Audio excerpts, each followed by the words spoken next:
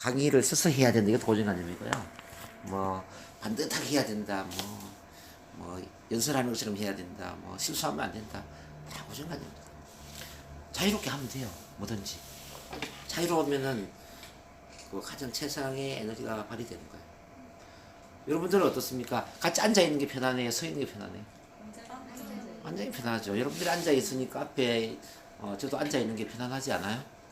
왜냐하면 나랑 비슷한 특징을 갖고 있는 사람, 자 비슷한 어떤 자세나 비슷한 호흡이나 비슷한 몸짓이나 비슷한 눈빛, 표정, 어쨌든 비슷한 그런 특징들이 많이 있다 그러면 편안함을 느끼는 거잖아요. 그래서 제가 서서 이야기를 할 수도 있겠지만 앉아서 이야기하면 훨씬 더 편안함을 느낄 수 있죠. 자 여기 와서 여러분들 첫 번째 해야 될 게 뭐냐면은 편안해지는 겁니다. 자 편안해진다 시작. 편안해지지 않으면 절대 변화가 일어날 수가 없어요.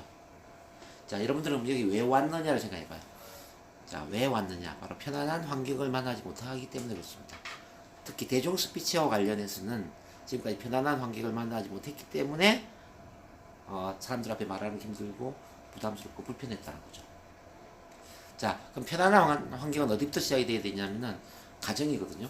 태어난 이후에 엄마 아빠가 나를 편안하게 받아줘야 돼. 기저에 동사고 오줌 싸고 뭐 말썽 부리고 노래 부르고 춤추고, 자 모든 표현을 하는 그 아기를 있는 그대로 다 받아줄 수 있다면은 아기는 편안함을 느끼겠죠. 그렇지 않습니까? 근데 이제 아버지가 엄하시거나 아버지가 권위적이고 가부장적이다, 또는 엄마 아버지가 부부싸움을 한다, 더 심하게는 이혼을 했다, 헤어졌단 말이에요. 그럼 아기는 어떤 느낌을 가질까요? 나를 받아줄 수 있는 부모가 없네 라고 느끼죠. 나는 사랑받고 싶은데, 나는 인정받고 싶은데 나를 받아주고 이해해주고 사랑해 줄 수 있는 사람이 없는 거예요. 항상 소리 지르고 부부싸움하고 또는 뭐 맞벌이 한다고 밖에서 일하고 그러면은 아기 입장에서는 굉장히 외롭고 버림받은 느낌을 갖지 않겠습니까? 그죠? 이렇게 이제 표현하지 못한 그 마음들은 어디로 가느냐 이거 생각해봐요. 어린 시절에 표현하지 못한 마음은 우리 마음 안에 꽁꽁 감춰진 채 억압이 되는 거예요. 욕구 좌절이 일어난다 이 말이에요. 네. 억압되면서 엉어리가 되고 엉어리는 한이 되고 한은 화병이 되고, 비록 나는 어른이 되었지만, 그러니까 31살이지만은 이 31살이라는 그 몸 안에는 어릴 때 표현하지 못한 그 마음이 꽁꽁 감춰져 있는 거죠. 5살 때, 6살 때, 7살 때, 11살 때, 그 마음들이 그대로 있으면서 이제 심리학적으로 본다면은 내면 아이라고 그래요. 내면 아이. 상처받은 내면 아이. 사랑받지 못한 그 내면 아이. 기가 죽었던 내면 아이. 주눅 들었던 내면 아이. 자, 여러 내면 아이들이 내 안에 있으면서, 비록 나이는 어른 나이지만은 앞에서 말을 하려고 하면은 어린 아이처럼 반응을 하는 거예요. 지금 저 눈물 나. 괜찮아요. 눈물 나는 거는 지금 31살 마음이 아니에요. 어릴 때에 충분히 표현하지 못했던 억눌렀던 그 마음이 지금 눈물로 나온 거예요. 그건 괜찮아요. 눈물 흘려야 돼요. 자, 그래서 우리가 어릴 때부터 이렇게 참 편안한 부모를 만나고 편안한 가정 환경을 만났으면은 이 자리에 있을 이유가 없는데, 편안하지 못했던 그 어린 시절로 인해서 마음이 지금 억압돼서 여기 오셨다, 이걸 이제 생각을 해야 됩니다. 그럼 이제 학교에 가면 또 어떻습니까? 학교가 편안했나요? 그렇지 않죠. 학교에 가면 또 이제 학교 선생님이 발표시키고 국어 시간에 책 읽게 만들고 음악 시간에 노래 부르게 만들고 연주하게 만들고, 그러면 거기서 실수하고 그러면은 창피당하고 점수가 깎이고, 그렇죠? 그러니까 학교 다닐 때 실수한다라는 것은 남들보다 뒤처져지고 순위가 뒤로 밀린다는 거예요. 그 이야기는 내가 손해를 보고 창피를 당하고 고통을 받는다는 이야기죠. 요게 이제 초등학교 때만 끝나는 게 아니라 중학교, 고등학교, 대학교, 뭐 사회생활, 자 모든 이 사회 조직 속에서는 실수를 용납하지 않아요. 그래서 잘해야 된다라는 마음의 부담이 계속 학습됐다. 그래서 아마 여러분들 마음속에 이런 게 있을 겁니다. 자 잘해야 되는데, 실수하면 안 되는데, 긴장하면 안 되는데, 떨리면 안 되는데, 이런 마음 있죠? 그렇죠? 그럴 거예요 아마. 잘해야 된다는 그 마음의 부담이 크실 거예요. 근데 그 마음을 지금부터 이렇게 바꿔야 돼요. 자, 잘 안 해도 괜찮다. 자, 잘 안 해도 괜찮다. 시작. 잘 안 해도 괜찮다. 긴장해도 괜찮다. 긴장해도 괜찮다. 떨어도 괜찮다. 떨어도 괜찮다. 실수해도 괜찮다. 실수해도 괜찮다. 자, 이 부정적인 나의 모습, 부족한 나의 모습을 허용을 하고 받아들이는 마음을 가져야 된다는 겁니다. 그래야만 내 문제를 해결할 수 있어요. 부족한 나의 모습을 받아들일 수 없다면 영원히 우리는 바뀔 수가 없어요. 영원이라고 저는 이야기합니다. 영원히. 자, 왜 영원이라고 이야기하느냐면은 부족한 나를 받아들이지 못하면은 항상 우리는 가의 인생을 살 수밖에 없어요. 가라는 것은 뭐냐면은 뭐뭐 인척하는 나를 가라고 그래. 뭐뭐 인척. 뭐뭐 인척. 자, 멋있는 척, 잘난 척, 이쁜 척, 말을 잘하는 척, 좋은 모습만 보이고자 하는 이걸 이제 우리는 가라고 그래요. 우리는 가의 인생을 살 수밖에 없어요. 이 가의 인생을 살았으면 절대 내 문제를 고칠 수가 없다는 뜻입니다. 자, 그래서 이제 변화를 이해를 하려면 우리 헬렌 켈러를 이해를 좀 해볼 필요 있어요. 헬렌 켈러. 헬렌 켈러가 어떻게 해서 위대한 사람이 되었는가 생각을 해봐야 돼요. 전 이 세상에서 가장 존경하는 사람이 헬렌 켈러거든요. 왜 헬렌 켈러를 존경하냐면 헬렌 켈러는 자기 부족한 점을 사랑했기 때문에 앞을 못 보고 듣지 못했던 그 신체 장애를 받아들이고 사랑함으로써 자기 문제를 뛰어넘고 그 문제를 오히려 자원으로 활용해서 나처럼 앞을 못 보거나 힘든 사람들을 위해서 인생을 바친 사람이다. 헬렌 켈러가 앞을 못 보는 걸 부끄럽게 생각했다면 어떨까요? 귀로 듣지 못하는 걸 부끄럽게 생각했다면 위대한 삶을 살았을까요? 못 살았겠죠. 헬렌 켈러는 앞을 못 보는 자기 자신을 부끄럽게 생각하지 않았어요. 앞을 못 보는 것이 불편하지만 그렇다고 해서 내가 내 영혼을 빼앗긴 건 아니다. 귀로 듣지 못하는 것이 좀 불편하긴 하지만 그렇다고 내 영혼을 빼앗긴 건 아니다. 내가 내 영혼을 빼앗긴 게 아니기 때문에 난 잃어버린 게 아무것도 없다. 그래서 나는 완전한 사람이다 라는 거예요. 그래서 세상 앞에 나를 당당하게 보여줄 수 있었고요. 그러면서 세상의 중심이 되고 세상에서 사람들한테 비전을 주고 가치를 실현하는 사람이 되었죠. 그러면서 유명한 말을 남깁니다. 눈이 보지 못해서 뭐 불편한 사람도 있겠지만 더 불행한 사람이 있다. 그 사람은 눈이 있어도 미래의 비전을 보지 못하는 사람, 미래를 보지 못하는 사람, 미래의 자기 어떤 비전을 갖지 못한 사람, 이 사람 더 불행한 사람이라고 그랬어요. 맞는 말이죠. 앞을 보지만 비전이 없으면 뭐합니까? 또 한 가지 중요한 말을 했는데요. 이거 제가 굉장히 좋아하는 말이에요. 한쪽에 닫힌 문이 있으면 또 반대쪽에 열린 문이 있다라고 그랬어요. 한쪽에 닫힌 문이 있으면 반대에 열린 문이 있다. 대부분 사람들이 불행해지는 이유는 닫힌 문에 집중하게 됩니다. 닫힌 문을 바라보느라고 열린 문을, 그 반대 열린 문을 보지 못함으로써 불행해진다. 쉽게 플러스 이야기한다면은 내가 긴장 떨림이 있고 발표 불안이 있고 긴장 떨림이 있어요. 요걸 바라보느라고 그 반대를 바라보지 못하고 있는 거예요. 반대. 긴장 떨림 반대는 뭘까요, 여러분들?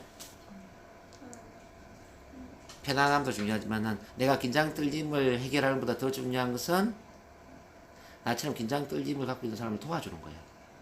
그렇지 않습니까? 그렇잖아요. 내가 소심한 성격을 고치려고 노력하는 것보다 소심한 성격을 갖고 있는 사람을 도와주는 게 더 중요하지 않아요? 헬렌 켈러는 앞을 못 보는 자기 눈을 뜨기 위해서 애를 썼나요? 나처럼 앞을 못 보는 사람을 도와주는 데 인생을 바쳤나요? 어느 쪽이죠? 도와주는 쪽이죠. 자, 대부분 사람들이 불행해지는 이유는 자기 문제를 해결하는 데 에너지를 집중한단 말이에요. 문제를 해결하는 데 집중하는 게 아니라 나처럼 문제를 갖고 있는 사람을 도와주는 데 에너지를 집중한다면 내 문제는 그냥 해결되는 거예요. 야, 닫힌 문, 열린 문을 이제 본다면은 닫힌 문은 내 문제를 해결하는 거예요. 열린 문은 자, 나처럼 문제를 갖고 있는 사람을 도와주는 삶을 사는 거예요. 자, 어느 쪽이 더 유리하냐를 생각해 봐야 돼요. 저는 어릴 때부터 말을 잘했을까요, 선생님? 원래 저는 말을 잘했던 사람일까요? 저는 참고로 말씀드리면 10남매 막내로 제가 태어났고요. 지리산 산골 동네에 딱 세 집만 있는, 그것도 큰 동네하고 2km 떨어져 있는 그런 지리산 산골 동네에서 초등학교 6학년 때까지 제가 살았어요. 이제 겨울방학, 여름방학이 되면은 그 동네를 지나다니는 사람이 하루에 5명도 안 돼요. 뭐 농사 짓는 사람, 지게찜 지고 나무하러 다니는 사람. 이해가 안 되죠. 영화에 보면은 옛날 그 뭐 전설의 고향에 노는 이제 그런 동네 이야기예요. 학교까지 가려면 한 4km, 5km를 걸어가야 돼요. 그러면 이제 시골 학교 같은 경우에는 큰 동네 애들끼리 줄 서서 가요. 작은 동네는 개밥에 도토리이기 때문에 끼워주지도 않아요. 저는 항상 외톨이죠. 학교에 가면 큰 동네 애들끼리 또 어울려요. 저는 작은 동네 외딴 동네 출신이니까 끼워주지 않아요. 그러니까 학교 가면 항상 고개 푹 숙이고 공부만 하는 거지. 그래서 착한 아이, 얌전한 아이, 공부 잘하는 아이는 돼. 근데 성격 좋고 애들하고 잘 어울리고 잘 놀고 활발하고 이건 아니죠. 그래서 제가 이제 중학교 2학년 때 그 경남 진주로 전학을 와요. 전학을 오니까 이제 시골에서 친구도 없이 혼자 외톨이 있다가 갑자기 도해주로 전학을 오니까 적응이 되었을까요? 안 되죠. 문화적인 갭이 굉장히 컸겠죠. 그러니까 그게 다 잘 사는 애들이고 뭐 이미 이제 문화 자체가 텔레비전 보고 뭐 게임하고 뭐 영화 보러 다니고 뭐 나름대로 이제 문화 자체가 틀리더라고요. 저는 텔레비전을 본 적이 없어요. 시골에서 전기도 안 들어왔기 때문에 라디오를 듣는 것만 해도 굉장히 저한테는 뭐 축복이었죠. 근데 도예지에 와 보니까 라디오는 그냥 다 듣는 거고요. 텔레비전도 있고 뭐 냉장고도 있고 뭐 또 주말 되면 영화 보러 가고 막 그러더라고. 전 영화를 본 적도 없었어요.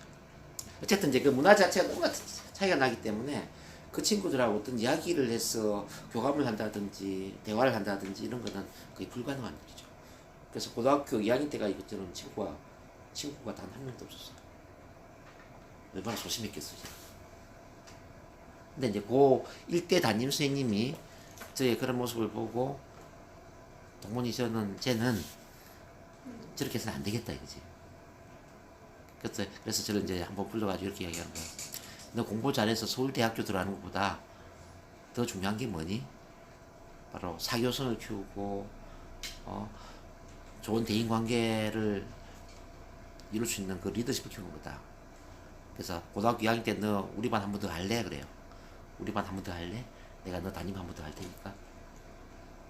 그래서 그 선생님이 고등학교 2학년 때 한 번 더 담임을 했어요. 저를 강제 반장을 시켰어. 강제 학교 반장을 시켜서 앞에서 막 발표하게 만들고 회의 주관하게 만들고 이제 고등학교 2학년 되면 수학 여행 가고 뭐 행사가 많잖아요. 또 이제 그 선생님이 불어 선생님이었어요. 그 불어 선생님이다 보니까 이제 옆에 있는 진주 경상대학교나 경남대학교나 이런 데서 이제 교생 실습을 막 왔어. 뭐 교생 선생님하고 막 어디 놀러 가고 단합대회하고 그런 걸 제가 다 주관하게 했다는 거죠. 거의 이제 1년 하다 보니까 성격이 많이 바뀌었겠죠. 근데 고3 올라가니까 고3 담임 선생님이 야 고등학교 2학년 때 반장한 사람 손 들어봐. 그러니까 이게 손 들었어요. 그러니까 그럼 너 반장해. 인문계 고등학교에서 그 누구도 반장을 안 하려고 하잖아요. 근데 저는 고2, 고3 2년을 반장을 했어요. 그러면서 이제 그때는 학원을 다니는 문화가 아니라 야간 자율학습을 했거든요. 그 야간 자율학습을 하면 이제 반장이 앞에 나와가지고 교탁에서 앉아서 공부를 하면서 조용히 공부하도록 시키는 거예요. 그러면 이제 선생님이 당번이 돼서 이제 우리는 13반까지 있었는데 예를 들어서 일반 선생님이 뭐 담당이다 그러면은 13반을 쭉 돌면서 골마루를 다니면서 이제 그 조용히 시키면서 공부를 시켜. 학급 반장이 앞에 나와서 이렇게 교탁에 앉아서 딱 조용히 시키고. 저는 그 교탁에서 항상 공부를 했죠. 떠드는 사람 나오면은 이제 앞에 나와서 막 벌 세우고. 이해되시나요? 그걸 이제 2년 동안 하다 보니까 어떻게 됐어요? 성격이 바뀐 거예요. 이렇게 해서 제가 이제 이렇게 만들어지는 거예요. 그래서 이제 대학을 또 이제 가다 보니까 돈이 없는 집안에서 대학을 가니까 어떻게 해야 됩니까? 제가 스스로 돈을 벌면서 다녀야 되잖아요. 대학 1학년 때는 뭐 돈이 없으니까 뭐 외판을 제가 했어요. 냉장고 악취 제거제 있잖아요. 요걸 이제 사당동, 뭐 안암동, 뭐 이렇게 이제 달동네를 다니면서 막 팔았어요. 그러면서 생활비를 하고 나중에 이제 웨이트 생활 하다가 중국집에 우동 배달하다가 그래 너무 힘든 거예요. 그래서 군대를 갔어요. 이제 군대 갔다 와서 이게 이제 외판이는 이거는 시간이 많이 드니까 안 되겠다. 그때 이제 우리 선배 중에 어떤 한 분이 너 학원에 보조 강사 한번 해볼래 이렇게 저를 이제 추천을 했어요. 그게 잠실에 있는 장미 아파트 단지에 고속학원이라는 학원인데 그 학원에서 제가 이제 보조 강사를 했는데 보조 강사는 뭐냐면은 주 강사가 있고 보조 강사는 칠판 지워주고 책상 정리해주고 그다음에 이제 그 반 수업에서 좀 낙오된 애들 있잖아요. 성적이 이제 안 따라오는 애들 이런 애들을 이제 한 명, 두 명 보충 수업해주는 이런 게 이제 보조 강사예요. 네, 그 보조 강사를 제가 시작했는데 그 학원에 아주 유명한 사람의 아들이 학원을 다니고 있는 거예요. 그 사람이 누구냐면은 우리 성우 송도순 씨 알죠? 송도순. 송도순 씨 두 아들이 그 학원을 다닌 거예요. 근데 그 송도순 씨 두 아들이 얼마나 공부를 못했는지 영어 점수가 그때는 위에 이제 형은 박형제, 동생은 박진재예요. 형제는 영어 점수가 55점, 진재는 더 깡통이에요. 진재는 한 45점 이렇게 나왔어요. 이제 걔가 이제 학원 수업을 못 따라가니까 제가 보충 수업을 하면서 개인 과외식으로 공부를 시킨 거예요. 근데 저는 딱 느낌이 왔어요. 아, 얘 성적을 올려놓으면 내가 정식 강사가 되겠네. 내가 정식 강사가 된다면 어쩌면 대학을 편안하게 다닐 수도 있겠다라는 생각이 들었어요. 그래서 저는 밤샘을 치면서 애를 공부를 시켰어요. 학원에서 사면서 막 걔 집에 가서도 보충 수업 해주고 막 그렇게 해가지고 이제 한 달 만에 55점짜리를 95점을 만들어 놓은 거예요. 한 달 만에. 그러니까 그 학원에서 막 엄청 이제 뭐 소문이 이제 잘 난 거지. 야, 너 송도순 씨 아들이 한 달 만에 뭐 95점을 받았다 이거지. 40점이 올랐다. 무조건 40점. 그래서 장미 쇼핑센터 지하에 가면은 할아버지 돈가스라는 게 있어요. 그 할아버지 돈가스에 송도순 씨가 와가지고 학원 전체 학생들 그 돈가스 회식을 다 시켜줬어요. 그러면서 제가 이제 정식 선생님이 되었을 뿐만 아니라 정동문 선생님 하면은 영어를 굉장히 잘 가르치는 선생님이 이렇게 소문이 났어요. 그래서 제 반에 들어오려면은 2달 동안 줄을 서야 돼. 그리고 스타 강사가 되버린 거예요. 그러니까 그래서 저는 이제 매 시간 시험을 쳤거든요. 매 시간 영어 수업 딱 시작하자마자 바로 이제 단어 시험, 문장 시험 치고 그러면서 이제 점수 채점해가지고 틀린 애들 있잖아요. 그러면은 남아서 공부를 시켰어요. 새벽 1시, 2시까지다. 그러니까 나중에는 엄마들이 밖에서 기다리고 있으면서 공부 끝날 때 데려가고 막 이렇게 했어요. 그렇게 하다 보니까 뭐 성적이 당연히 오르죠. 저희 반에 오는 애들은 거의 뭐 만점이고 제가 외국어고등학교, 과학고등학교 엄청 많이 합격을 시켰거든요. 그래서 제가 대학 다닐 때 스타 강사가 되고요. 작게 볼 때 월 7, 800만 원, 많게는 1,500만 원까지 벌었어요. 대학 다닐 때. 그러니까 제가 대학 졸업할 때 뭐 취직할 필요를 느꼈겠어요? 취직하면 그때 월 150만 원을 벌었어요. 저는 대학 다닐 때 이미 7, 800에서 1,500을 벌고 있었잖아요. 그럼 선생님 같으면 취직하는 게 좋아요? 학원 강사하는 게 좋아요? 학원 강사하는 게 좋겠죠. 그래서 제가 학원 강사를 딱 2년 하니까 학원을 낼 수 있는 한 2억 정도를 제가 벌었나? 예, 한 2년 만에. 그래서 2년 만에 학원을 내고요. 제가 28살 때 거짓말 안 하고 제 자산이 한 10억 정도 됐으니까. 그러니까 20대에 너무 그러니까 스타가 돼버리고 너무 이제 빨리 돈을 벌어버린 거예요. 어쨌든 그때부터 이제 강사 생활을 시작한 게 지금까지도 물론 강사지만 지금까지 한 30년 이상 강의를 하면서 앉아서 이야기하는 시간보다 서서 이야기하는 시간이 훨씬 더 많았을 거니까 제가 말을 잘할 거예요. 잘할 수밖에 없겠죠. 입으로 먹고 사는 일을 했으니까. 사람은 이렇게 해서 바뀐다는 겁니다. 어쨌든 제 스토리를 좀 잠깐 이야기해드렸는데 그래서 처음부터 말 잘하는 사람 없고요. 처음부터 또 불안을 갖고 있는 사람도 없습니다. 자, 모든 것은 이제 이렇게 훈련을 통해서 변화하게 되고 저는 이제 학원을 하다가 영어를 이제 제가 좋아한 것도 아니고 잘하는 것도 아닌 상태에서 학원을 했기 때문에 항상 영어 가르치는 게 스트레스였어요. 특히 이제 제가 가르쳤던 그 90년대 같은 경우에는 외국인하고 같이 막 동시 수업을 하는 그런 게 많이 있었어요. 외국인이 막 영어를 읽어주고 나는 뭐 어떻게 해주고 뭐 문법 가르치고 이렇게 두 사람이 같이 막 커뮤니케이션을 해야 되는데 스피킹이 안 되는 거예요. 너무 창피한 거예요. 애들한테 너무 창피한 거예요. 돈을 1,000만 원, 2,000만 원 버는 것도 중요하지만 더 중요한 거는 야 정말 내가 스트레스 안 받고 일을 하는 거예요. 그래서 제가 과감하게 32살 될 때 학원을 그만둔 거죠. 그러면서 32살 때 인생을 새롭게 시작했어요. 나는 내가 좋아하는 일을 하겠다. 돈을 좀 못 버는 한이 있어도 내가 좋아하는 일을 하겠다. 그래서 이제 이런 스피치 교육, 심리 상담, 변화의 이제 전문가가 된 거죠. 쉽지 않으셨어요? 선생님 나이쯤 됐네. 선생님 나이쯤에 제가 이제 그때 돈 버는 걸 포기했어요. 돈은 못 벌더라도 좋다. 죽을 때까지 내가 하고 싶은 일을 하자. 그래서 제가 이른바 변화 코치라는 일을 시작한 거죠. 그래서 제가 가장 좋아하는 말이 뭐냐면요. 위대한 사람은 태어나는 것이 아니라 선택과 훈련에 의해서 만들어진다. 저는 그 말을 굉장히 좋아해요. 제가 선택을 해서 변화된 사람이고요. 또 이렇게 20년 가까이 제가 이 일을 하다 보니까 선택에 의해서 훈련하는 사람 중에 변하지 않는 사람은 없더라는 거죠. 다 바뀌더라는 거죠. 사람들이 바뀌지 않는 이유는 선택을 안 하기 때문이에요. 자, 과거의 패턴을 그대로 따라가기 때문에 변화가 안 될 뿐이다. 이제 인간에게 가장 큰 선물이 뭐냐를 본다면요. 바로 선택이라는 의미입니다. 선택. 내 인생을 선택할 수 있다는 것. 내 성격을 선택하고, 내 언어를 선택하고, 내 직업을 선택하고, 내 배우자를 선택하고, 내 인생의 모든 걸 다 선택할 수 있는 그 선택의 힘을 갖고 있잖아요. 그렇지 않습니까? 근데 이 선택을 내가 사용하지 않으면 어떻게 될까요? 과거의 프로그램이 노예가 되는 거죠. 과거의 프로그램이. 그래서 저는 이 이야기를 드리고 싶어요. 만 18세 이전에 어떤 가정 환경에서 어떤 초등학교, 중학교, 고등학교 그 성장 과정을 거치면서 내 성격이 소심해지고 불안이나 긴장, 떨림이 패턴화되어 있다면 그건 내 책임이 아닐 수가 있어요. 그거는 이제 잘못된 가정 환경에 같이 잘못된 성장 환경에서 내가 피해를 본 거죠. 그렇지만 만 18세 이후에 그 모든 부정적인 프로그램을 깨트리고 새로운 프로그램을 설정할 그 책임은 100% 나한테 있다는 거죠. 지금 우리 정아름 선생님이 그런 선택을 전 하기를 바래요. 지금까지 나의 모습은 내가 선택한 게 아니다. 자, 가정 환경이나 성장 환경에 의해서 선택당했다라는 걸 인정하세요. 그렇다면 지금부터 그 모든 걸 바꿀 책임은 나에게 있다라는 걸 선택을 새로 하셔야 되고요. 모든 걸 내가 책임지겠다고 생각해야 돼요. 왜냐하면 인간은 프로그램에 반응할 줄도 알지만 인간은 프로그램을 선택할 수도 있거든요. 자, 동물과 인간의 가장 큰 차이는 동물은 선택할 수 있는 힘이 없지만 인간은 선택할 수 있는 힘이 있다는 거예요. 그러면 동물과 인간의 차이를 한번 봅시다. 인간은 상상할 수 있는 힘이 있습니까? 상상하죠.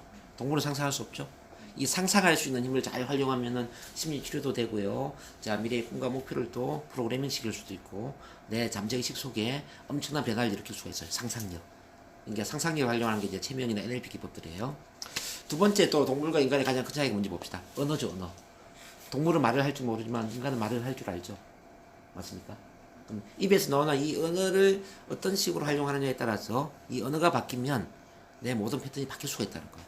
그래서 말을 잘하는 것을 여러분들 뭐 그냥 남들한테 잘 보이기 위해서 말을 잘하는 게 아니라 내 인생을 송두리째 바꾸기 위해서 이 언어는 굉장히 큰 변화의 도구라는 거죠.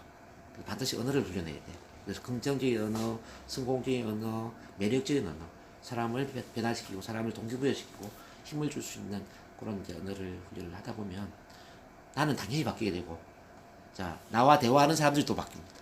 특히 우리 정아연 선생님 같은 경우는 이제 수많은 또 애들 인생을 바꾸는 교사잖아요. 저는 가장 훌륭한 직업이 교사라고 생각해요.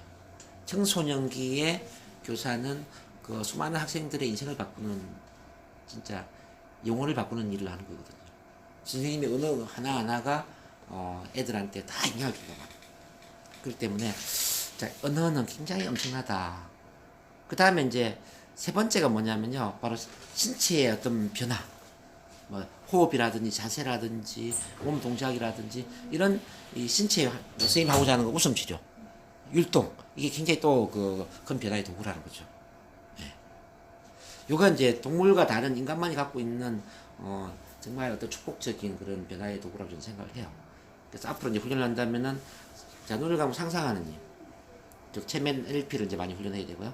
그 다음에 입으로 말하는 언어를 긍정적으로 만들면서 변화를 해야 되고요. 세 번째는 자, 우리 정혜우 선생님이 하고 있는 그런 웃음 치료나 이렇게 발성 훈련이나 호흡이나 자세나 자, 이런 신체의 패턴들 이걸 가지고 이제 우리가 자, 컴퓨터로 본다면은 바이러스를 지우고요. 새로운 프로그램을 설정할 수 있어요.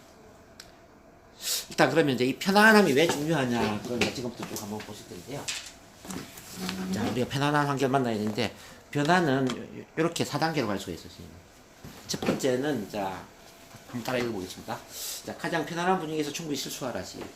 가장 편안한 분위기에서 충분히 실수하라. 자, 두 번째 마음의 바이러스를 치료하라 시죠. 마음의 바이러스를 치료하라. 세 번째 내면의 파워 자기 사랑의 힘을 키워라 시죠. 내면의 파워 자기 사랑의 힘을 키워라. 4단계 스피치와 커뮤니케이션 그리고 명강사를 훈련하라 시죠. 스피치와 커뮤니케이션 그리고 명강사를 훈련하라. 자, 이런 구조로 가요. 자, 왜 실수를 해야 되냐면은 실수를 함으로써 실수에 신경을 안 써야 돼요. 선생님 마음이 이렇게 바뀌어야 돼. 긴장하지 말아야지, 떨지 말아야지라는 마음이 긴장해도 괜찮아, 떨어도 괜찮아 라는 마음으로 바뀌어야 돼. 그래서 선생님이 변하게 되는 거죠. 실수하지 말아야지라는 이 마음이 실수해도 괜찮아 라는 마음으로 바뀌어야 돼. 자, 아기로 본다면은 기저귀에 똥을 싸고 오줌을 쌌을 때, 기저귀에 똥 싸도 괜찮아? 오줌 싸도 괜찮아? 이 마음으로 바뀌어야 돼. 뭐 그런 말을 배운 아기 같으면, 이제 일어서려고 하다가 넘어지잖아요? 넘어져도 괜찮아? 라는 마음으로 바뀌어야 돼. 넘어져도 괜찮아? 라고 생각하면 넘어지는 것에 두려움이 없어지잖아요. 자, 기저귀에 똥 싸고 오줌 싸도 괜찮아? 라고 생각하면 기저귀에 똥 싸고 오줌 싸도 창피하지 않잖아요. 실제 아기들은 기저귀에 똥을 싸고 오줌 싸도 당당하다니까요. 그렇지 않아?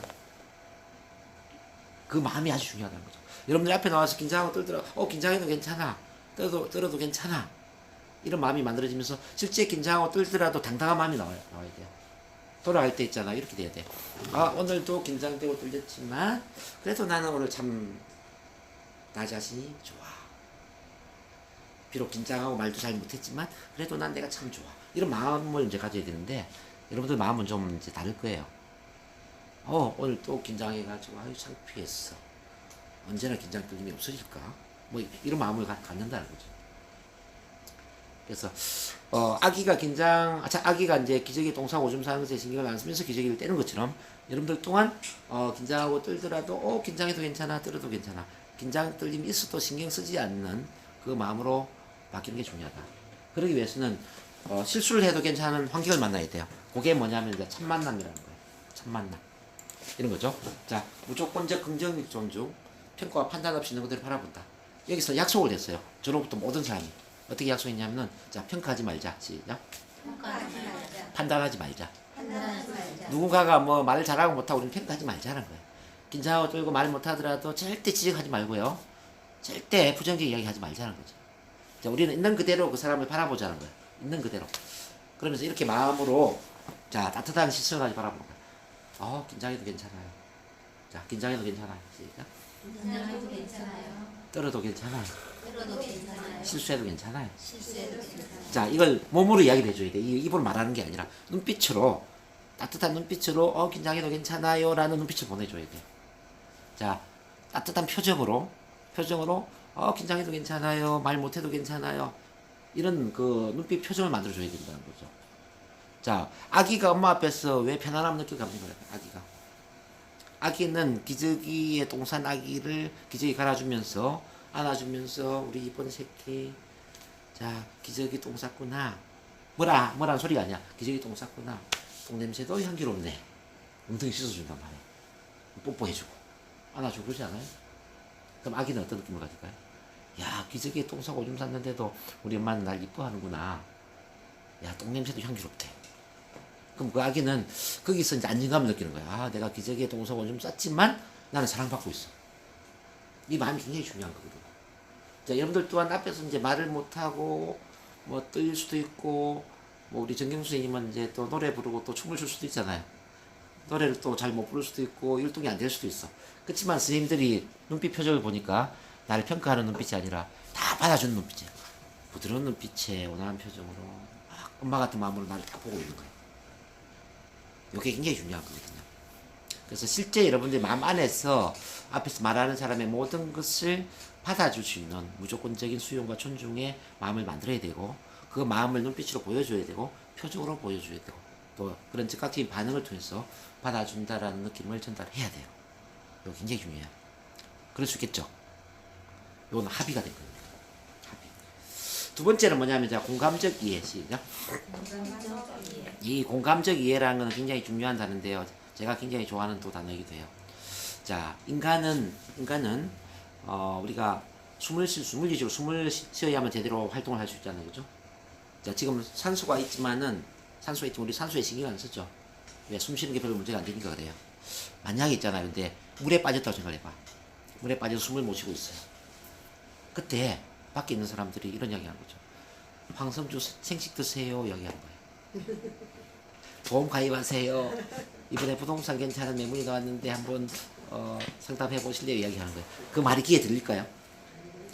자, 물에 빠져서 허우적대고 있는 사람한테 아무 말도 안 들려요. 물에 빠져서 허우적대는 사람한테 가장 중요한 건 뭘까요? 새끼줄을 던져서 나를 숨쉬게 도와주는 거예요. 그런 것처럼 심리적인 것도 산소가 필요해요. 심리적. 물리적으로만 산소가 필요한 게 아니라 심리적으로 산소가 필요한데, 그 산소가 뭐냐면은 이해받고 싶고, 자, 인정받고 싶고 사랑받고 싶은 그 욕구라는 거죠. 그러니까 인간이 충분히 어떤 사람으로부터 이해받고 인정을 못 받잖아요. 심리적으로 산소가 부족해지고 숨을 쉬는 게 힘든 것처럼 답답하고 외롭고 이 사람이 혼자 버려진 것 같고 우울해지고 불안해지고 최종적으로 죽고 싶은 마음도 생겨요. 극단적으로 이제 자살 충동이 거기서 나오는 거죠. 자, 사람한테 가장 큰 심리적인 고통은 사랑받지 못하는 거예요. 외면당하고 무시당하고, 예? 그 누구도 이 세상에 나를 알아주는 사람이 없는 거예요. 혼자 외롭게 내던져져 있고 내동댕이 쳐 있는 저 간지대에 휘날리는 그 어떤 깃발처럼 막 이 세상에 혼자 막 버려진 듯한 그런 내몰리는 느낌 있잖아요. 저는 큰 고통이죠. 최진실 씨가 그래서 죽은 거예요. 최진실 씨가 사채업자로 막 몰렸잖아요. 그래서 막 미친년 죽이려는 인터넷에 엄청 악플이 달렸잖아요. 그러니까 한때는 국민 여배우가 막 죽이려 미친년 이렇게 막 악플이 달리다 보니까 세상에 혼자 버려진 거예요. 그래서 주변 사람들한테 죽고 싶어 세상 사람들이 무서워 그러는데 자기 마음을 알아주는 사람이 없었던 거예요. 죽고 싶다는 이야기가 숨을 못 쉰다는 이야기예요. 그때 누군가가 내 마음을 알아주고 공감을 해주고 이해를 해줬다면은 굳이 최진실 씨가 자살까지는 안 했겠죠. 근데 심리적으로 공감해준 사람이 최종적으로 아무도 없었기 때문에 죽었다라는 겁니다. 이렇게 이해받고 싶은 욕구는 죽음보다도 더 강한 거예요. 자, 이 스피치에서도 이제 그게 참 중요한데요. 내가 이렇게 긴장되고 끌리고 불안해요. 말을 못해. 막 눈물 나. 근데 내 마음을 아는 사람이 아무도 없는 것 같아요. 그러면 우리는 말을 하는 게 힘들어져요. 어차피 내가 이야기해봐야 이 사람들은 내 마음을 모를 거잖아. 그래서 이 사람들이 나를 어떻게 생각할까 눈치를 보는 거예요. 근데 반대로 여기 있는 모든 사람들이 내 마음을 아는 것 같아요. 내 마음을 공감해주고 내가 좀 실수해도 내 편 들어주고 인정해주고 이해해주고 엄마 같은 마음으로 다 나를 보는 것 같아. 그럼 어떨까요? 자, 공감 이해의 그 힘으로 인해서 이제 치유가 일어나고 위로를 받는 거죠. 그래서 마음을 내려놓는다는 거죠. 어차피 내 편인데 이거죠. 그래서 이제 여러분들이 여기서 두 번째 약속을 해야 될 건 뭐냐면은 심판관의 자세를 내려놓는다. 자, 심판관이 되지 말자. 시작. 자, 우리 주변에는 심판관들이 참 많잖아요. 교회 목사님, 학교의 선생님, 네, 심판관들이 참 많아요. 옳은 것을 가르치는 사람. 근데 반대로 내 부족함을 알아주고 이해해주는 사람이 많이 있나요? 내 부족함을 알아주는 사람, 내 창피한 것을 알아주는 사람, 내 아픔을 알아주는 사람, 응? 내 비밀을 공감해주는 사람 많이 있나요? 거의 없죠. 자, 인간은 어떨 때 마음이 치유가 되냐면요. 자, 최악의 나의 문제를 누군가 공감해주고, 가장 창피한 나의 모습을 공감해주고, 숨기고 싶은 나의 비밀을 공감해주고, 응? 부끄러운 나의 과거를 누군가 공감해주고 이해해줄 때, 그때 마음의 치유가 일어난다는 거죠. 그래서 우리는 약속을 했어요, 여기서. 자, 서로의 부족한 점을 알아주자. 요거. 자, 서로의 부족한 점을 알아주자. 시작. 서로의 부족한 점을 알아주자. 서로의 편이 되어주자. 서로의 편이 되어주자. 자, 마음의 편이 되어주는 거예요. 우리는 따지지 않는 거예요. 이 사람이 옳다, 옳지 않다, 잘한다, 못한다 따지는 게 아니에요.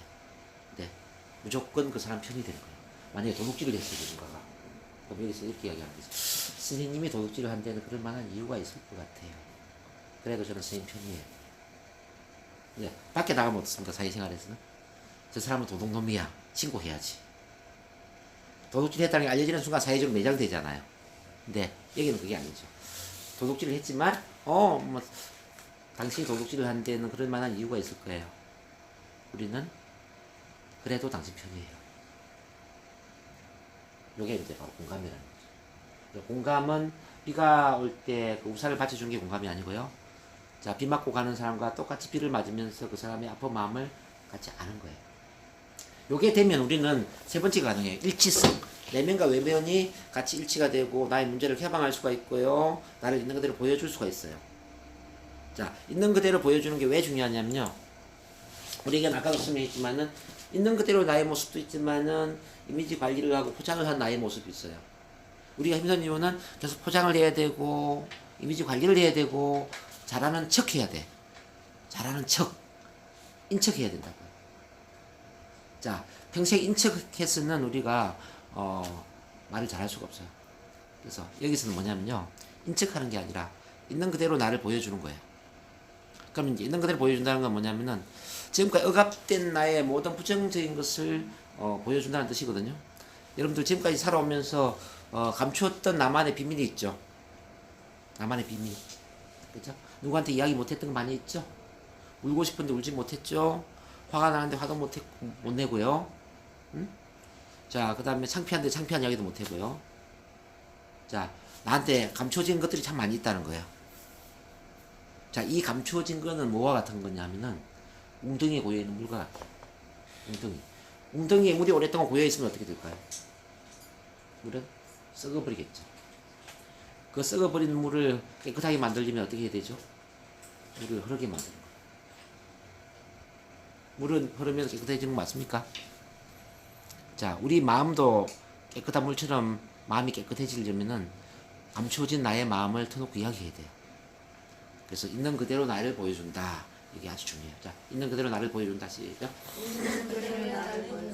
자, 아픔도 이야기하고, 문제도 이야기하고, 창피한 것도 이야기하고, 나의 비밀도 이야기하고, 이렇게 나를 보여주었을 때 있잖아요. 자, 무언가를 성취해내기 위해서는 최소한 한 명 이상에게 완전한 사랑을 받아야 무조건적으로 수용이 되어야 된다는 거예요. 내가 있는 그대로 나를 100% 보여주었을 때에 누군가가 나를 100% 받아주고 공감을 해주는 그런 대상이 생기는 순간 우리는 완전한 자기 인격체를 개발할 수가 있고 자기다운 삶을 살 수 있더라는 거죠. 헬렌 켈러가 위대해진 이유는 바로 그 헬렌 켈러를 있는 그대로 받아준 누군가가 있었어요. 그 누군가가 누구죠? 앤 슬리반이라는 스님이 아시죠? 헬렌 켈러가 앤 슬리반 스님을 만나지 못했다면은 지금 이 헬렌 켈러로서의 위대한 삶을 살 수가 없었을 거예요. 앤 슬리반이 헬렌 켈러의 모든 걸 다 받아줬잖아요. 그 앞을 못 보는 그 아픔, 듣지 못하는 그 아픔, 그 신체 장애의 그 모든 아픔 다 받아줬잖아요. 심지어 50년 동안 가정교사가 됐단 말이에요. 50년 동안 이렇게 온전히 헬렌 켈러를 받아주는 앤 슬리반이라는 사람이 있었기에 헬렌 켈러는 자기 문제를 뛰어넘고 이 세상에 우뚝 설 수 있었다는 거죠. 우리 또한 마찬가지로 우리의 모든 것을 받아줄 수 있는 어떤 대상이 있기 때문에 우리는 우리 문제를 뛰어넘을 수가 있어요. 이제 문제에 대한 집착에서 벗어날 수가 있다는 거죠. 그래서 여기 올 때는 이런 생각을 해야 돼요. 나는 오늘 누군가에게 앤 슬리반이 되자.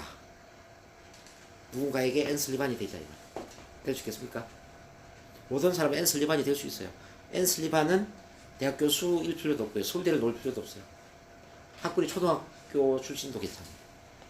앤 슬리반은 어떤 사람이냐면 지금까지 말했던 무조건적인 수용, 존중, 공감적 이해를 할 수 있는 사람이면 다 가능해요.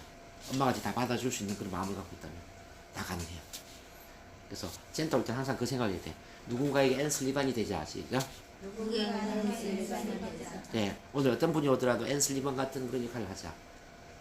자, 그 결심을 하고 오셔야 되고요.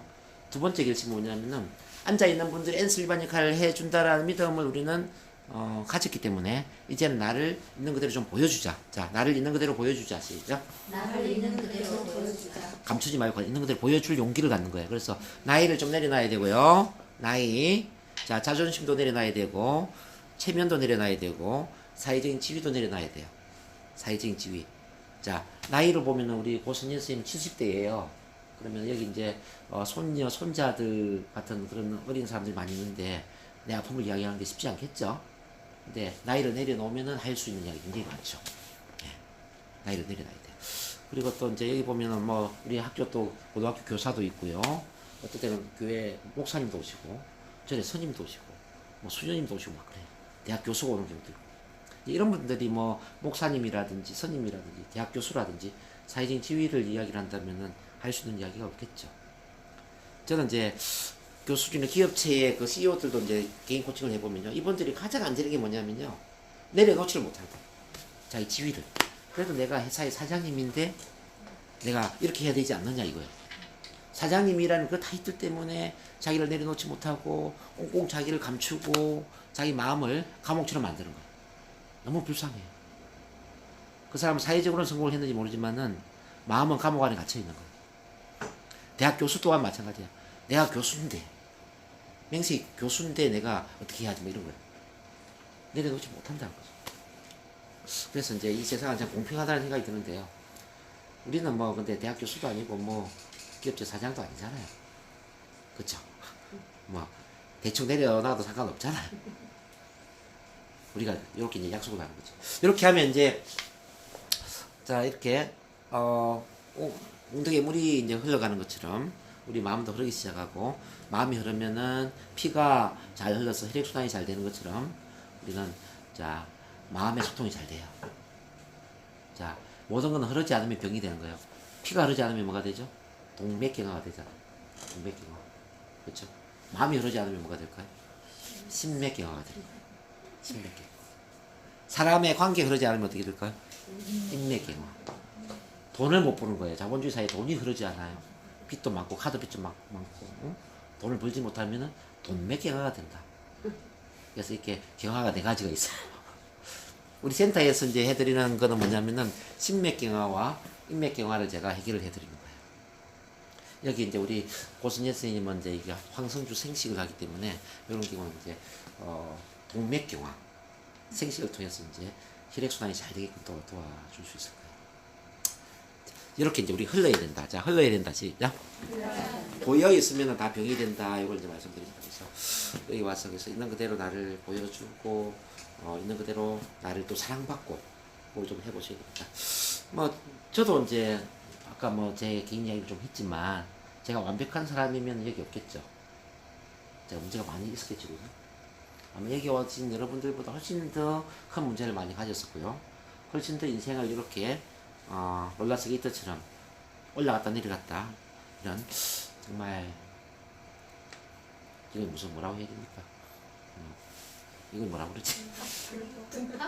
풍파 인생의 풍파가 굉장히 많이 있습니다. 그래서 뭐 공중전, 뭐 땅굴전, 뭐 이런 걸 이제 겪었다 이렇게 이야기를 하는데 그래서 더 큰 아픔들을 많이 경험을 했기 때문에 여러분들 아픔을 제가 잘 이해를 할 수가 있고 잘 공감하고 치유해 줄 수 있는 변화 코치가 된 것 같아요. 근데 저뿐만 아니라 이제 전 세계적으로 유명한 심리 치료사나 변화의 전문가들 보면은 거의 뭐 저와 비슷하게 풍파가 많아요. 뭐 자살 직전까지 갔다가 뭐 살아난 사람들, 뭐 이혼을 2번, 3번 한 사람들, 뭐 우울증에 걸린 사람들, 뭐 다양해. 그 문제가 많이 있었기에 문제를 극복하는 과정에서 자기를 더 많이 사랑하게 되고 자기를 사랑하다 보니까 여기 오는 분들을 사랑하는 거예요. 나처럼 힘든 사람들 도와줄 수 있는 그 마음의 힘을 갖더라는 거죠. 그래서 여기는 제가 대한민국에서 최초로 이 첫 만남 환경을 스피치 교육과 연결을 시켰어요. 일반 스피치 학원하고 가장 다른 건 뭐냐면은 일반 스피치 학원은 말을 잘하도록 훈련시키는 훈련센터예요. 자, 여기는 말을 잘하도록 훈련시키는 것도 물론 있어요. 뒤에 가면 있는데 이제 그거보다는 자 말을 못해도 괜찮은 환경을 만들다. 말을 못하더라도 사랑받을 수 있는 그런 첫 만남의 환경을 만들기 때문에 그 말하는 것에 대한 부담이 있는 사람, 긴장 떨림이나 불안이나 공포증이나 이런 걸 갖고 있는 사람한테는 아마 대한민국에서 유일하게 편안한 환경일 수가 있을 거라고 저는 생각합니다. 그래서 두려워하지 마세요. 자, 여기 오면은 모든 걸 다 받아줍니다. 그래서 오늘부터 우리 정아롬 선생님의 팬이 되는 겁니다. 네. 팬클럽을 오늘부터 만드는 거예요. 정아롬 팬클럽을 만드는데 자, 모든 선생님들이 정아롬 팬클럽의 회원이 되는 거예요, 선생님. 네, 그렇게 되고요. 근데 여기 있는 다른 선생님도 마찬가지예요. 여기는 우리 정아연 선생님 팬클럽이 만들어진 거예요. 정아연 선생님을 위한 정아연 팬클럽. 그게 또 회원이 다 되는 거예요. 여기 뒤에 보면 우리 정경수 선생님의 팬클럽, 고선예 선생님의 팬클럽, 오경수 선생님의 팬클럽. 각자 자기만의 팬클럽을 운영하는데 모든 사람이 그 팬클럽의 회원 역할을 다 해준다는 거죠. 이해되나요? 그게 바로 참만남이라는 거고, 참만남을 다른 말로 표현한다면 나사모, 나를 사랑하는 사람들의 모임이다. 그렇게 보시면 됩니다. 여기서 스피치는 그냥 터득됩니다. 물고기를 물속에 넣어주면 그냥 헤엄을 잘 치는 것처럼, 야생동물을 야생에 풀어놓으면 그냥 야생에 잘 사는 것처럼, 인간 또한 이렇게 이제 사랑받을 수 있는 참만남, 나사모 환경에 들어오면은 그냥 말을 다 잘하게 돼요. 그래서 저를 믿으세요. 요것만 가지고 단 70, 80% 해결됩니다. 그리고 이제 두 번째로 제가 소개를 해드릴 부분이 뭐냐면 이제 심리치료 파트인데 심리치료인데 왜 그 체면 NLP를 이야기할까 이게 궁금할 수 있어요. 체면 NLP. 자, 여러분들은 이제 의지대로 안 되는 그런 문제가 있어요. 되면 나도 모르게 긴장이 되고 나도 모르게 얼굴이 빨개지고 나도 모르게 두 다리가 후들거리고 나도 모르게 심장이 막 뛰고 나도 모르게 머리가 하얘지고 뭐 나도 모르게 그렇지 않아요? 나도 모르는 건 이거는 이제 우리 마음으로 보면은 의식이 있고 무의식이 있어요. 무의식은 다른 말로 하면 잠재의식. 마음의 의식은 빙산 일각이 지나지 않아요. 한 5%? 그럼 95%를 주로 뭐가 차지하냐면 이제 무의식, 잠재의식이 차지하는데 그러니까 여러분들이 이제 갖고 있는 이런 패턴이나 습관이나 또 다른 말로 이제 프로그래밍 이런 것들은 나도 모르게 통제가 안 되는 거지. 나도 모르게 긴장되고 떨리고 불안하고 그런 거죠.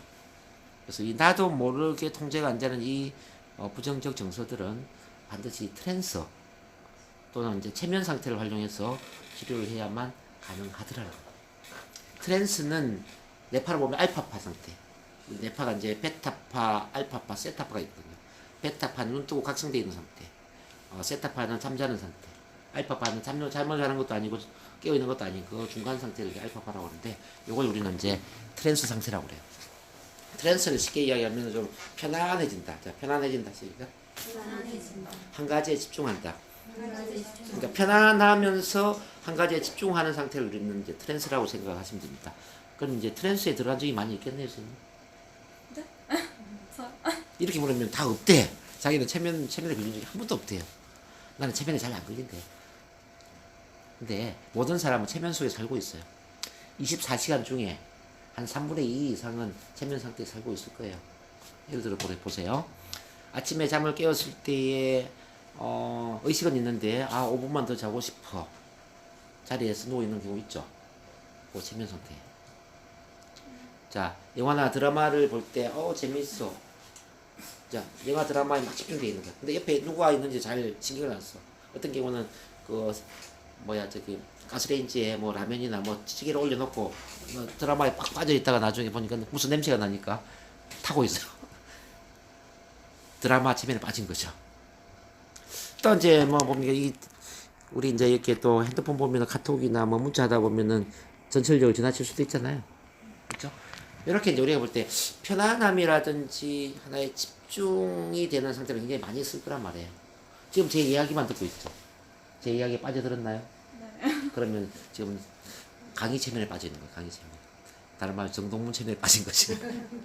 그런 거죠. 지금 제 강의 들으면서 다른 생각 안 하시죠? 제 강의에만 집중돼 있죠? 그러면은 강의 체면에 빠져 있는 거죠. 그러니까 체면이라는 것은 이렇게 꼭 눈을 감고 뭐 정신이 없는 상태가 아니라 언제든지 깨어날 수 있고요. 의식도 다 있지만 근데 평소보다 좀 더 집중이 되고 몰입되고 그러면서도 편안함을 느끼면서 마음이 열려져 있는 상태다 이렇게 보시면 됩니다. 이해되시나요? 자, 이렇게 이제 마음이 열려진 편안한 상태에서 과거에 힘들었던 이른바 이제 긴장 떨림이나 불안이나 공포의 원인을 찾아가는 거죠. 그래서 그 원인을 머리에 떠올리게 만들고 그 기억의 구조를 바꿔주는 거예요. 그러니까 두려웠던 기억을 편안한 기억으로 바꿔주고 창피한 기억을 편안한 기억으로 바꾸고 원망스러운 기억을 감사한 기억으로 바꾼다는 거죠. 모든 걸 이렇게 이제 긍정으로 바꾸는 거예요. 이제 마음의 프로그래밍을 새로 설정하는 거죠. 어떤 사람들 보면 뭐 초등학교 시절에 어떤 게 원인이 되는 경우도 있고요. 어제 제가 창원에서 치료를 해보니까 창원에 있는 분은 전생으로 가더라고요. 전생 3생으로 갔는데 거기서 전생을 가니까 어디 바닷가에 버려져 있어요. 바닷가에. 그러니까 이분이 이제 이게 맞는지 안 맞는지를 모르죠. 뭐 전생이 있는지 그것도 뭐 우리가 확인할 수도 없잖아요. 일본 출신 일본인인데 이태리인가 어디로 아마 입양이 됐거나 아마 그런 것 같아요. 근데 이태리로 입양이 됐는데 거기서 또 버려진 거예요. 그 버려져 있는 그 느낌이 또 외롭고 버림받고 두렵고 너무 이제 힘든 거죠. 근데 그걸 치료를 함으로써 발표 공포증이 없어졌다라는 겁니다. 재밌잖아요. 또 어떤 분은 있잖아요. 엄마 뱃속 한 7개월, 8개월 때 엄마가 나를 떼버리려고 했었나 봐요. 자, 난 엄마 뱃속 안에 있는데 엄마가 나를 떼버리려고 했을 때 그 뱃속에 있는 아기는 어떤 마음을 가졌을까요? 엄마가 나를 죽일 수도 있는데 내가 태어나지 못할 수도 있겠구나. 엄청 두려웠겠죠. 그 뱃속 안에 있는 그 두려움이 강하게 잠재의식 속에 각인되어 가지고 태어난 이후에도 버림받는 것에 대한 두려움, 사람들한테 인정받지 못하는 두려움, 대인 공포증, 발표 불안증, 사회 공포증으로 연결되더라는 거죠. 그런 경우 굉장히 많아요. 그래서 이제 이런 걸 치료를 하려면은 우선 제 강의를 많이 들으셔야 되고요. 그 일요일 하는 4시부터 7시까지 하는 강의 있잖아요.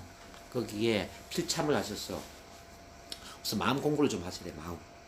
그 어떤 마음에 대한 이해가 좀 돼야 되면서 치료가 이제 빨라지는 겁니다. 전생치료나 뭐 태아실의 치료나 또 혈통상의 또 치료도 가능하거든요. 혈통. 제 마음 안에는 현재 태어난 이후의 마음도 있지만은 태어나기 이전에 그 어머니, 엄마의 마음, 아빠의 마음, 심지어 외할머니, 뭐 친할머니 그런 마음들이 그대로 유전이 되어 있다는 거죠. 위로 3대, 아래로 3대는 마음이 다 연결되어 있어요. 특히 이제 엄마들은 애들 키우면은 느낄 거예요. 2살, 3살 때까지는 엄마 마음이 아기 마음하고 연결된 거 아시죠? 그렇지 않아요?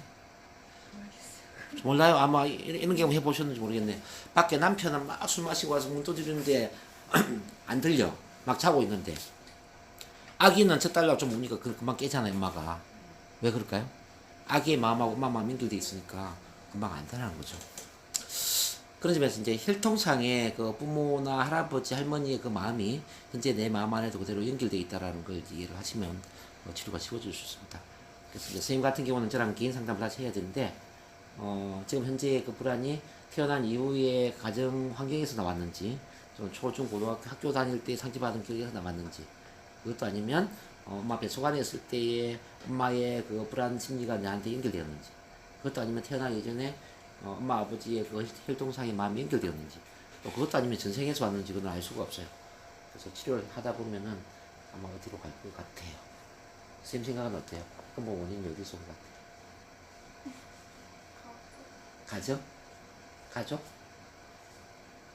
그러면 이제 가족의 그 상처받은 기억들을 세면 상태에서 다 치료를 해야 돼요. 그렇게 하면서 내 안에는 내가 너무 많다. 그냥 가시나무새의 노래를 들어보셨을 겁니다. 자, 내 안에 내가 너무 많다. 시작. 내 안에는 내가 너무 많다. 내가 너무 많은데요. 어릴 때 상처받은 그 나는 그 상처받은 마음이 죽을 때까지 내한테 남아있는 거예요. 그래서 3살 버릇이 몇 살까지 가죠? 8살까지 가는 거예요. 3살 때 상처받은 마음은 8살이 되도록 남아있다는 것입니다. 우리가 치료를 한다는 이야기는 내 안에 상처받은 그 내면 아이들 하나하나 만나는 거예요.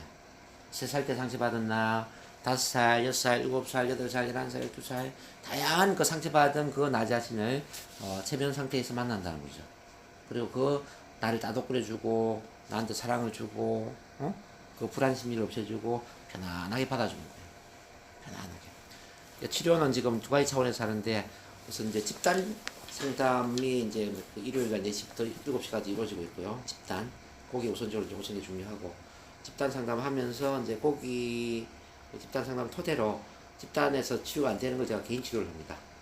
그럼 개인 치료는 지난번에 약속 잡은 선생님이 약속을 어겼어요. 그쵸? 그럼 이제 일단 집단에 오면서 저랑 같이 약속을 잡아야 돼요. 그러면 이제 일요일 날 오전에 가서 치료를 한다든지 오전 10시나 뭐 11시 반 이렇게 제가 약속을 잡아줄 거예요. 그렇게 해서 치료를 하면서 이 훈련을 같이 하는 거예요. 여러분 알려지죠? 이해됐죠? 그걸 이제 2단계로 보면 3단계는 뭐 해야 되냐면요. 빨리 좀 진행을 할게요. 3단계는 자아를 강화시켜 줘야 됩니다. 자아는 아까 제가 자동차를 비교할 때 자동차에 기름을 넣는 것 같아요. 자, 우리 내면을 이제 토양으로 본다면은 보세요. 자, 내면의 토양이면 토양이 메말라 버리면 나무는 잘 자랄 수가 없겠죠? 나무가 잘 자라려면 토양이 어떻게 되죠? 기름진 토양이 돼야 되죠? 그죠? 그러면은 기름진 토양을 만들기 위해서 우리는 토양에 물과 기름을 줘요. 우리 내면의 자아도 토양과 같단 말이에요. 자아를 건강하게 만들려면 우리는 뭘 줘야 되냐면은 물과 기름과 같이 줘야 될 게 바로 사랑이라는 겁니다. 사랑. 그래서 인간은 사랑을 받아야만 살 수 있어요. 신체적인 영양분은 새끼 식사고요. 심리적인 영양분은 사랑이라는 거예요.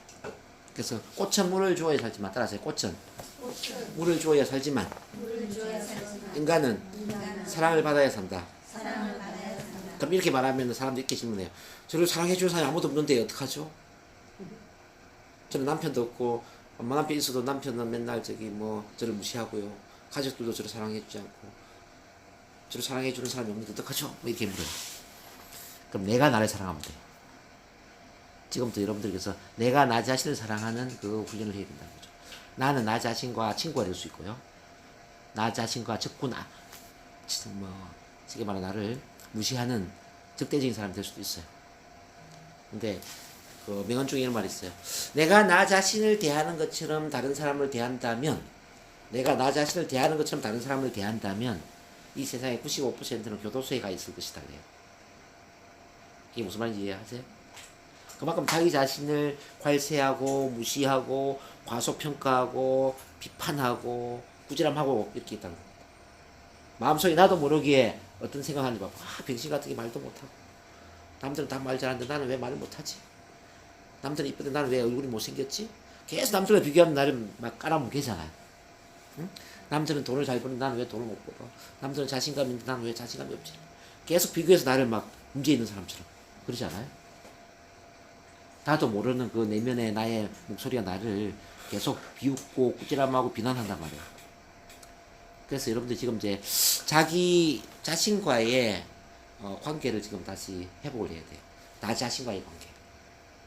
나 자신과의 관계가 긍정적으로 바뀌면 이 세상의 모든 사람과의 관계가 긍정적으로 바뀌게 돼 있어요. 모든 관계의 중심은 나 자신과의 관계예요. 이렇게 보시면 됩니다. 내가 나를 사랑하면 자, 주변의 모든 사람을 사랑하게 되고요. 내가 나를 사랑하면 내가 하고 있는 일을 사랑하게 되고요. 내가 나를 사랑하게 되면 내 인생을 사랑하게 되고, 예? 자, 모든 것들이 다 좋아지더라. 스피치로 본다면 내가 나를 사랑할수록 말을 잘하게 되고, 내가 나를 사랑할수록 대인관계가 좋아지고, 내가 나를 사랑할수록 가치 있는 꿈이 생기고, 이렇게 사랑하는 게 참 중요해요. 그래서 선생님 지금 여기 와서 이제 바로 이제 해야 될 게 뭐냐면 나를 사랑하는 연습을 해야 돼요. 근데 나를 사랑하는 연습이 어렵지는 않아요. 아주 쉬워요. 어떻게 하는지 한번 볼게요. 우선은 자, 매주 NLP 힐링 참 만남 훈련에 참가해서 있는 그대로 나를 표현한다. 시작. 매주 이렇게 만남하는 훈련에 참가해서 있는 그대로 나를 표현한다. 있는 그대로 나를 표현하는 것이 나를 사랑하는 훈련이라고 보시면 돼요. 있는 그대로 나를 표현을 했는데 누군가가 나의 이야기를 들어주고 공감해주고 나를 받아주는 거예요. 그러면 그 관계 속에 나를 사랑하게 되는 거예요. 선생님이 막 눈물 흘리면서 이야기했는데 선생님은 눈물 닦아주고 안아주고 선생님 이야기 들어주는 사람이 있어. 그럼 선생님은 선생님 자신을 사랑하는 힘이 커진다는 거죠. 그래서 여기 이야기를 해서 이야기를 들어주는 사람이 있는 건 굉장히 중요하다는 겁니다. 앞서 이야기했던 첫 만남 훈련 이거 굉장히 중요합니다. 그래서 여러분들 일주일에 최소한 한 번 이상 여기 오셔서 있는 그대로 나를 이야기하는 훈련을 반드시 하셔야 됩니다. 반드시. 오케이? 꼭 하셔야 돼요. 두 번째, 자, 매일 발성과 웃음 훈련을 한다. 시작. 매일 발성과 웃음 훈련을 한다. 왜 발성 훈련, 소리 지르는 것과 웃음, 웃는 것이 자기를 사랑함과 연결되어 있느냐? 앞서 말씀드린 이 진화 있죠? 이 웅덩이의 물이에요. 자, 발성과 웃음은 이 웅덩이의 물을 흐르게 만드는 거예요. 네, 해소시키는 거죠. 크게 소리를 지르는 것만 가지고도 마음이 후련해지고 개운해져. 자, 우리 절 따라서 소리 한번 질러볼래요? 다른 사람도 같이 지를 거예요. 자, 처음에는 어색할 수 있습니다. 어색하고 부담스럽고 왜 창피해 이렇게 생각할 수도 있어. 그렇지만 그냥 소리를 지르세요. 그냥. 자, 어떤 소리를 지르냐면은 자기를 칭찬하는, 자기를 긍정하고 자기한테 용기를 주는 긍정적인 그 문장을 크게 외치는 거예요. 자, 제 목소리를 뛰어넘어야 됩니다. 아셨습니까? 자, 자기 이름을 크게 부르면서 한번 천천히 무너지도록 한번 해보겠습니다. 자, 동문아, 넌 멋있어. 시작. 경수가 너무 멋있어. 넌 멋져. 넌 멋져. 넌 멋있는 사람이야. 넌 멋있는 사람이야. 넌 VIP야. 넌 VIP야. 동문아는 이 세상에 하나밖에 없고 경수 너는 이 세상에 하나밖에 없고 한 번밖에 살지 못하고 한 번밖에 살지 못하고 이 세상을 다 준다 해도 바꿀 수 없는 이 세상을 다 준다 해도 바꿀 수 없는 가장 고귀한 사람이야. 가장 고귀한 사람이야. 너는 아무렇게나 살아서는 안 돼. 너는 아무렇게나 살아서는 안 돼. 이대로 아무렇게나 살 수가 없어. 이대로 아무렇게나 살 수가 없어. 크게 하세요. 이 세상 모든 사람들이 너를 필요로 하고 있어. 이 세상 모든 사람들이 너를 필요로 하고 있어. 자, 자기 이름을 크게 부릅니다. 정동문! 고경수, 넌 없어서는 안 돼. 넌 없어서는 안 돼. 넌 할 수 있어. 넌 할 수 있어. 넌 무엇이든지 할 수 있는 능력이 있어. 넌 무엇이든 할 수 있는 능력이 있어. 넌 참 멋진 사람이야. 넌 참 멋진 사람이야. 자, 크게 발을 한번 굴려보세요. 박수 한번 치고 머리 다 돌려보고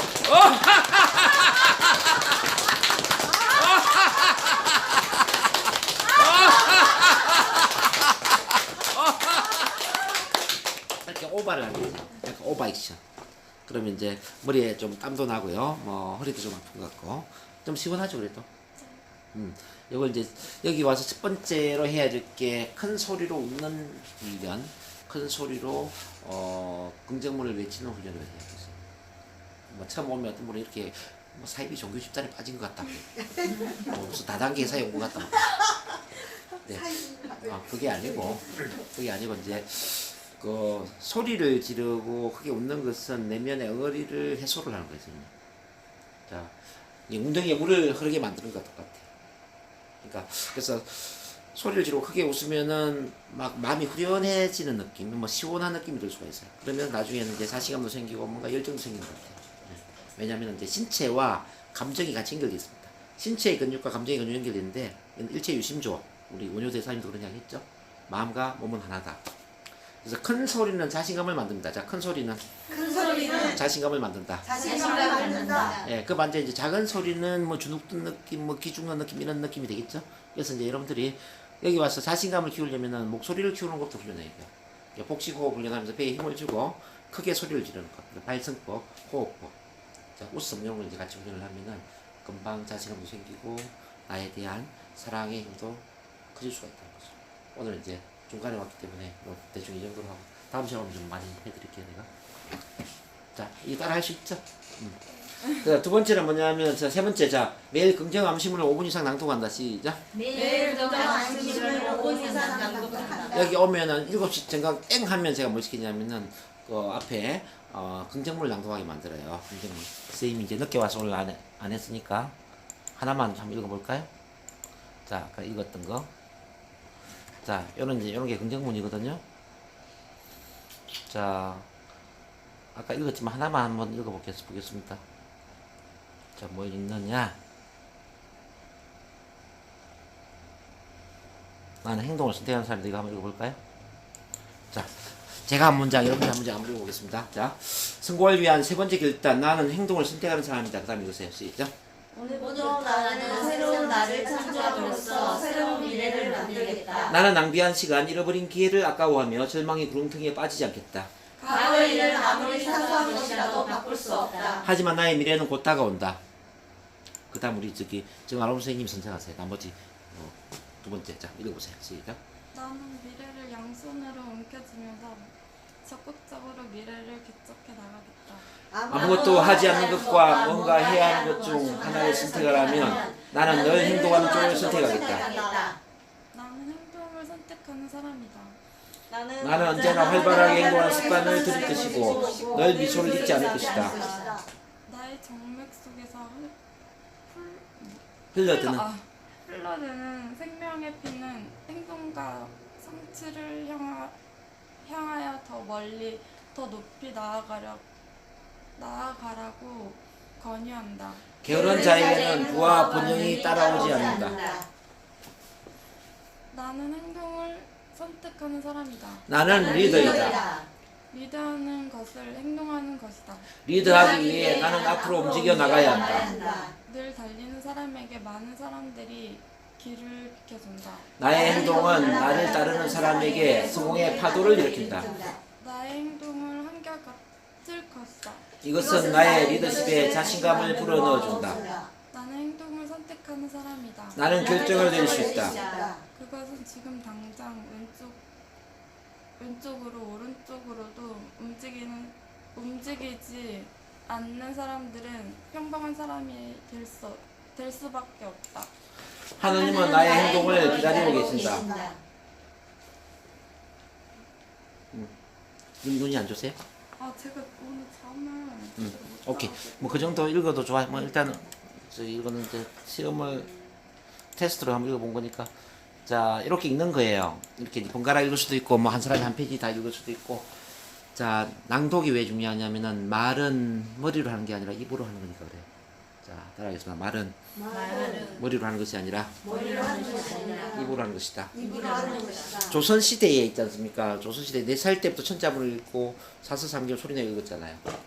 그렇죠? 그래서 20대에 과거 급제를 하는 거예요. 이 사람들은 20년, 30년 낭독하는 게 입에 막 숙달돼 있어요. 그래서 과거 급제를 해서 관직에 나가는 순간 말을 잘하는 사람으로 바뀌는 거예요. 지금 우리가 근데 뭐 초, 중, 고등학교, 대학교 뭐 20년, 30년 공부하고 나중에 사법고시 패스하고 학교 교사가 되고 그렇지만 말을 못하는 사람 많잖아요. 왜 그럴까요? 낭독이 습관화 안 돼 있다.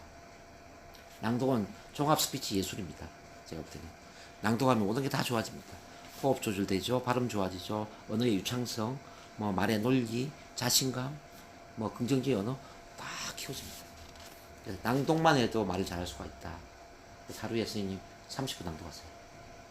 자, 오늘부터 제가 그 카톡방에 들어와 있죠, 선생님. 아침에 눈 뜨면 바로 제가 올려드는 게 있죠. 자, 긍정문 낭독하세요. 뭐 자기 암시 뭐게 한번 들어가 보신 적 있으세요? 카톡에? 꼭 읽으셔야 돼요. 그게 아주 중요하고요. 그 다음에 자 4번님 매일 사랑의 긍정 셀프 토크를 한다. 시작. 매일 사랑의 긍정 셀프 토크를 한다. 자기 자신과 대화를 하는 건데 이거 굉장히 중요한 거예요. 자 소리 내어서 이야기하면 가장 효과적이죠. 예를 들면 사랑하는 동문아 오늘도 정말 멋진 하루를 보내고 있구나. 오늘 새벽 4시에 집에 도착했잖아. 그치? 어제 창원에 가서 하루 내내 강의하고 창원에서 밤 11시 심야버스를 타고 부천 속공터미널에 3시 40분에 도착을 하고 집에 들어가니까 4시간 넘었지. 그러면서도 잠 2-3시간 자고 또 일어나서 애들 밥 챙겨주고 요즘 와이프가 결혼정보 회사에 취직을 했어. 일찍 나가는 바람에 밥을 제가 챙겨야 돼. 그래서 애들 밥 챙겨주고 빨래하고 집안 청소하고 그러면서 이제 또 오늘 오전에 중요한 또 약속이 하나 있었잖아. 그래서 서울 양재동에 가서 또 오랜만에 또 미팅을 또 잘하고 오늘 저녁에 이렇게 스피치 훈련을 잘 이끌고 있구나. 너는 하루에 순간순간의 삶을 정말 행복과 기쁨으로 살고 있다는 생각이 든다. 너는 너무나 긍정적이라는 게 정말 마음에 들어. 좋은 것은 좋은 일대로 감사한 마음을 갖고 안 좋은 일은 또 안 좋은 일대로 감사한 마음을 갖고 매사를 긍정적으로 보는 너가 참 좋아. 오늘 참 감사한 일은 이렇게 오랜만에 우리 또 사랑하는 정아연 선생님이 왔으니까 얼마나 도와줬니.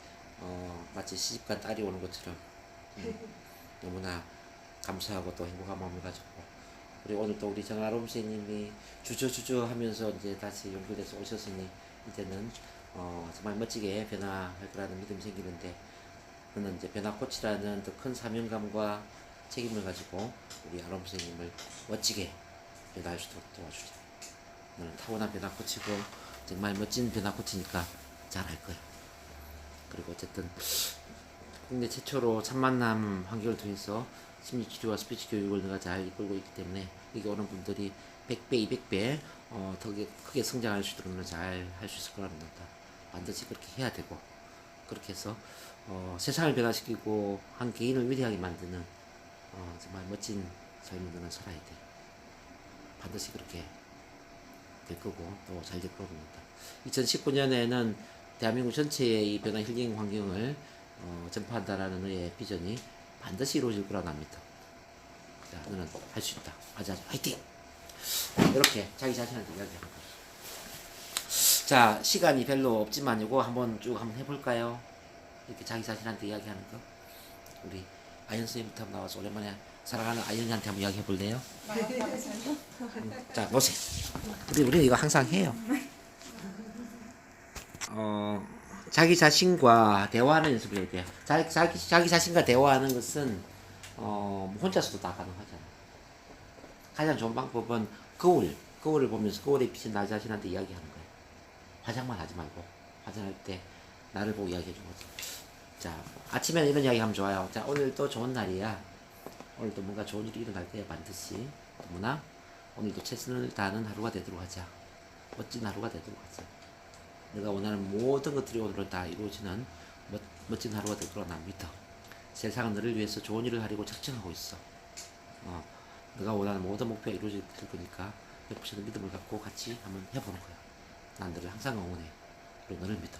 맞아, 화이팅. 뭐 이렇게 자기도 이제 격려하는 이런 말을 하는 게 이제 도움이 되고요. 저녁에 마감을 할 때는 하루를 정리를 하면서 이제 자기 자신한테 위로와 칭찬을 해준 거죠. 오늘 하루 동안 정말 많은 일들이 있었는데 힘든 일도 많이 있었지만 그 힘든 일을 잘 이겨내줘서 고마워. 뭐 예를 들어 영업할 때는 이제 뭐 영업 고객들 중에 나를 또 뭐 힘들게 한 고객들이 있을 수 있잖아요. 그러면 이제 그런 것에 대해서 오늘 좀 까다로운 고객을 만나면서 내가 정신적으로 많이 스트레스를 받았지만 그럼에도 불구하고 그 고객한테 인상 한번 찌푸리지 않고 그 고객 입장에서 상담을 잘 해준 점 참 잘했다고 생각합니다. 오늘 너 하는 모습 보니까 정말 점점 베테랑이 되어가고 있다는 생각이 들어. 아마 조만간에 너는 영업의 달인이 될 거야. 너무 마음에 들고 앞으로도 이제 더 힘들게 하는 고객도 만나겠지만은 어떤 사람을 만나든지 간에 너는 그 사람들에게 맞게 융통성 있게 아주 잘 할 수 있을 거라고 납니다. 정말 수고했고 그리고 오늘 새끼 밥을 잘 챙겨 먹은 것도 참 잘했어. 자 절대 굶어서는 안 돼. 너는 몸이 건강해야 돼. 그렇기 때문에 절대 굶지 말고 오늘처럼 밥 잘 챙겨 먹도록 하자. 뭐 이렇게 칭찬하고. 자 어쨌든 이제 자기 자신과 이렇게 대화하는 시간을 갖자. 할 수 있겠죠, 선생님? 그냥 혼자서도 가능하다니까. 그리고 여기 오면 이제 여기서 시켜요, 이렇게. 오늘은 1분 했지만 보통 2분. 근데 선생님만 하는 게 아니라 모든 사람이 이렇게 다 하기 때문에 노래방에 가서 뭐 노래 부르는데 내가 노래 부르는 거 쉽잖아요. 그러니까 다들 자기 칭찬하는데 나를 칭찬하는 것도 쉬운 일이다. 그래서 그냥 문화에 휩싸인다 생각하십니다. 따라가자. 로마의 법을 따르자. 문화를 따르자. 그래서 나를 막 칭찬하다 보면 어느 순간에 뭐 자신감도 커지고 자존감이 높아지게 되는 거죠. 그 다음에 또 해야 될 게 뭐냐면 자 매일 감사일기를 쓴다. 시작. 매일 감사드리겠습니다. 감사일기를 글로 쓰는 것도 중요하고 또 말로 하는 것도 중요해요. 평소에는 카톡방에 감사일기 쓰는 카톡방이 있어요. 그게 이제 감사일기 써도 좋고 여기 오면 이제 발표를 제가 시키거든요. 오늘은 시간이 별로 없기 때문에 자, 2분 마주 보시고 거기는 3분 마주 보실까? 3분 그냥 맞아 이게 2분 아롬 3분 마주 보세요. 자 가위바위보 하세요. 가위바위보. 자 그 다음에 해야 될 게 뭐냐면 이제 목표를 나누는 일인데 이것도 올 때만 제가 발표시키는 거거든요. 오늘도 이제 시간이 별로 없기 때문에 다시 2분씩 보면서 또 3분 보면서 2019년도에 반드시 이루고자 하는 목표 10가지를 이야기하는 거예요. 10가지. 자, 대충 보면 이제 개인 목표 3가지, 가정 목표 2가지, 직장 일 목표 3가지, 사회 목표 3가지 이렇게 하면 이제 저 2가지 하면 이제 10가지가 돼요. 뭐 꼭 그게 뭐 맞지 않더라도 어쨌든 10가지를 앞 사람한테 이야기를 한번 해보도록 하겠습니다. 10가지. 오케이. 자, 시작하세요. 시작.